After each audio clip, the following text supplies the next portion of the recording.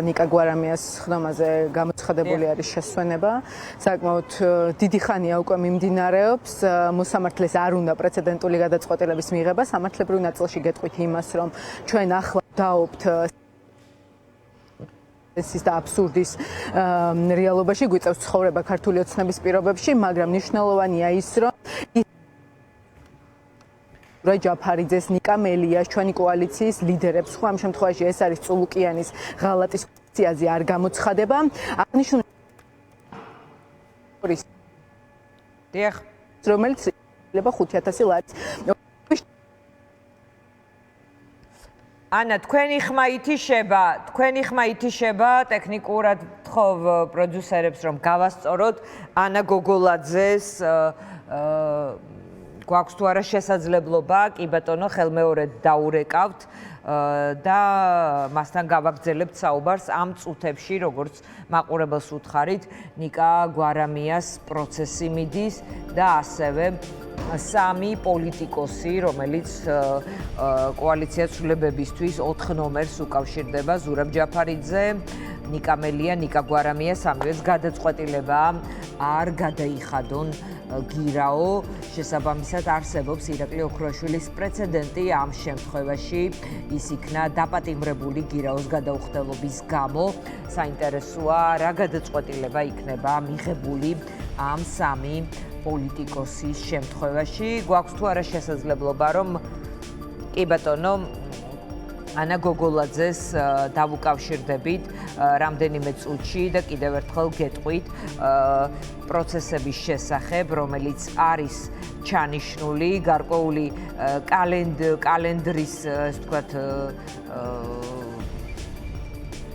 განრიგი, როგორ არის პროცესები დაგეგმილი, შესაბამისად ეს შეიძლება რაღაცნაირად პატიმრობის კალენდარსაც ნიშნავდეს. 22 მაისს არის ზურაბ ჯაფარიძის პროცესი, 27 მაისს ვაშაძის, 29 მაისს ნიკა მელიას, 7 ივნისი ნიკა გვარამია. ანა გოგოლაძესთან ვაგრძელებთ საუბარს. ანა, გისმენთ უკაცრავად, თქვენი ხმა წყდებოდა წეღან. გესმით ხო ჩემი ხმა? კი, ეხლა გვესმის. იმედი კი ბატონო, უბრალოდ მოქალაქეებს რო უთხრა რა საქმე მიმდინარეობს ახლა, თია წულუკიანი ინდივიდუალურად და პიროვნულად ითხოვს პოლიტიკური ლიდერებისთვის თავისუფლების აღკვეთას და ითხოვს, რომ საქმეები წავიდეს სისხლის სამართლის დანაშაულით, მაშინ, როდესაც ჩვენი კანონმდებლობა მათ შორის კომისიაზე არ გამოცხადების ნაწილში ცნობს ადმინისტრაციულ სახდელსაც, რაც შეიძლება იყოს მაგალითად 5000 ლარიანი ჯარიმა. მაგრამ თია წულუკიანის, რომელიც თავმჯდომარეობს ღალატის და ანტიქართულ კომისიას, თია წულუკიანის მოთხოვნას ამყარებს დღეს საქართველოს პროკურატურა და ის არ წარმოადგენს ამ შემთხვევაში საქართველოს პროკურატურაც მათ შორის არც საქართველოს ინტერესებს, ის არის თია წულუკიანის მოთხოვნების დამცველი. ფაქტია, რომ მოსამართლეს ლევან გელოვანს აშკარად აქვს მორალური დილემა, იმიტომ იცის, რომ ამ შემთხვევაში ჩვენი მხარის მიერ დაყენებული მოთხოვნა, რომ შეწყდეს საქმის არსებითი განხილვა, იმიტომ რომ მათ შორის ადმინისტრაციული სახდელთა შეიძლება წავიდეს კომისიაზე არ გამოცხადება, მოსამართლემ თავისი სიტყვებით თქვა, რომ არ სურს პრეცედენტული გადაწყვეტილების მიღება. იგივე მოსამართლე იყო გუშინ, როდესაც არსებითი განხილვისთვის გადასცა საქმე, ანუ მას აქვს უკვე პრეცედენტი ამ ხრივ გუშინდელი არსებობს ორი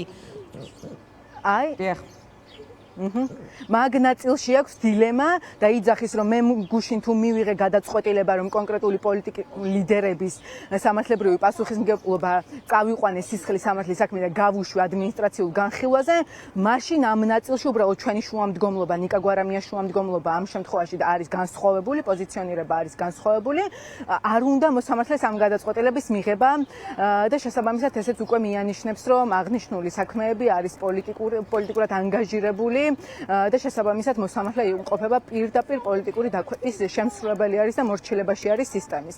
რაც შეეხება გირაოს არ გადახდას, თქვენ აღნიშნეთ კიდევაც ჩვენი კოალიციის სამივე ლიდერმა, რომელიც იყო დაბარებული არალეგიტიმური პარლამენტის ანტიქართულ კომისიაზე, ესე შეიძლება დავარქვა და ღალატის კომისიაზე, და ამ კომისიის ერთადერთი ამოცანა თია წულუკიანის თავმჯდომარეობით არის ის, რომ გაასამართლოს საქართველო მათ შორის 2008 წლის ომის ნაწილში და რუსეთი გაამართლოს, ეს არის ამ კომისიის ამოცანა, მოსახლეობას რო კარგავთ უთხრათ და ჩვენი ლიდერები ზუსტად ამ მიზეზით არ გამოცხადდნენ ამ კომისიაზე იმას, რომ თავი დავანებოთ, რომ ეს პარლამენტი არა ლეგიტიმური არის და არ არის აღიარებული არც ქვეყნის შიგნით და არც ქვეყნის გარეთ, ჩვენ ლიდერებმა მიიღეს გადაწყვეტილება, რომ არ გადაიხადონ დაკისრებული გირაოები ერთი მარტივი მიზეზის გამო, იმიტომ 27 ოქტომბრიდან, როდესაც უკვე ცნობილი გახდა ქართულ ოცნებას საით მიყავდა პროცესები არჩევნების შემდეგ და ქართულმა ოცნებამ გააყალბა არჩევნები, ჩვენ თქვით, რომ არც ერთი შესაძლო ფორმით და ფორმატით არ ვითანამშრომლებთ ქართულ ოცნებასთან. იქნებოდა ეს